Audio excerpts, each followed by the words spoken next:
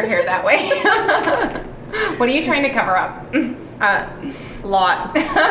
Stop it. Don't worry, this too shall pass. That's what we're saying, right? Oh, Okay. not fast enough. You know what? When you get older, aren't you supposed to not deal with breakouts anymore? My face right now is approximately 12 years old. Hey, that sounds like a good thing to me. No, Anyways, yeah, it's not in the good way. All right, so we are here because we had a question posed to us from Jenny Fulmer from Rigby, Idaho, and she was asking approximately how many calories do we burn in a studio sweat class?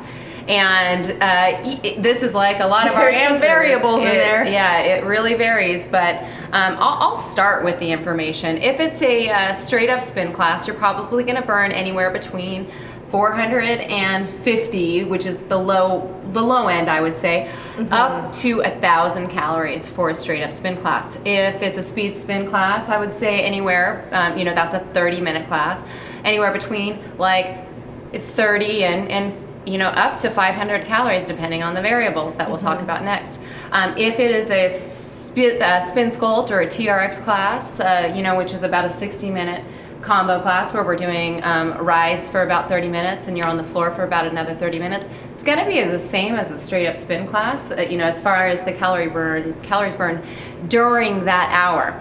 The difference, however, when you're doing a SpinSculpt class as compared to a straight up spin is going to be the EPOC, okay, the excess post-oxygen consumption, which means the calories that you burn after your workout. So that, whether it's straight up spin or a SpinSculpt class, for example, you're gonna have EPOC, extra calorie burn, either way as your body tries to return itself to its pre-exercise state. But are you enjoying this conversation that we're having? I know it's me giving information, so bear with me. We're going to talk more together in a minute. But anyways. I'm just letting you finish. Because your muscles have been activated so much more, and all of them in a SpinSculpt class where we're doing full body strength training as part of the workout, that EPOC is going to be higher. So over at a 2-3 hour period, you'll definitely burn more with a SpinSculpt class than you would with just a straight up spin class. So you can't just look at the hour as far as extra calories burned.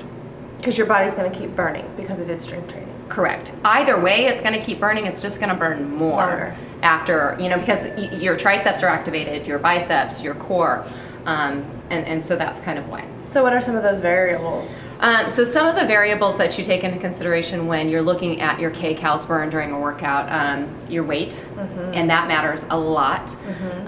So I would say that's almost one of the biggest factors. Oh, it's maddening, man. So I accidentally put in, I think 30 or 40 pounds heavier than I actually weigh in my spinning computer on accident. Oh. And I got really, really excited because I was like, this is the highest calorie burn ever. Because I was like 100 calories higher than normal.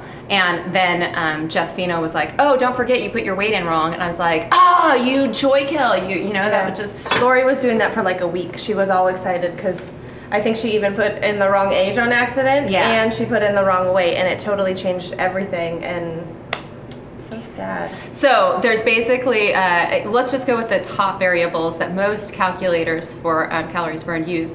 Age, okay, weight. Some of them don't use age at all, by the way.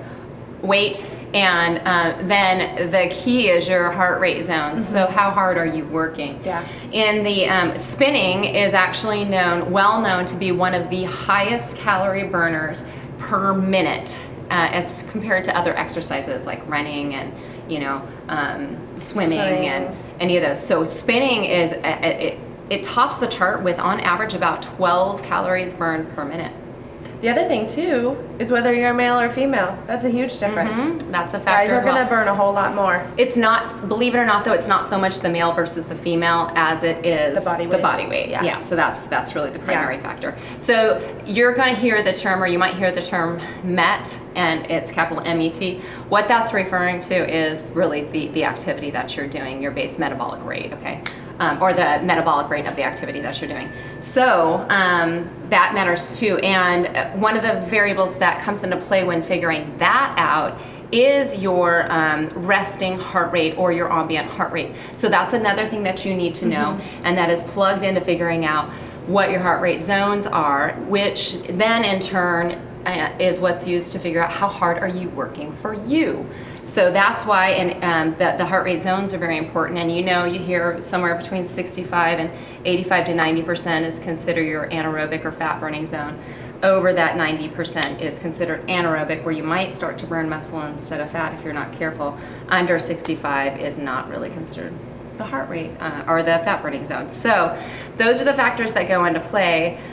So it is important to know and use correctly and enter correctly in the calculators your correct weight, your correct age if asked for that, heart rate, and then your resting heart rate so that the MET can be figured out correctly.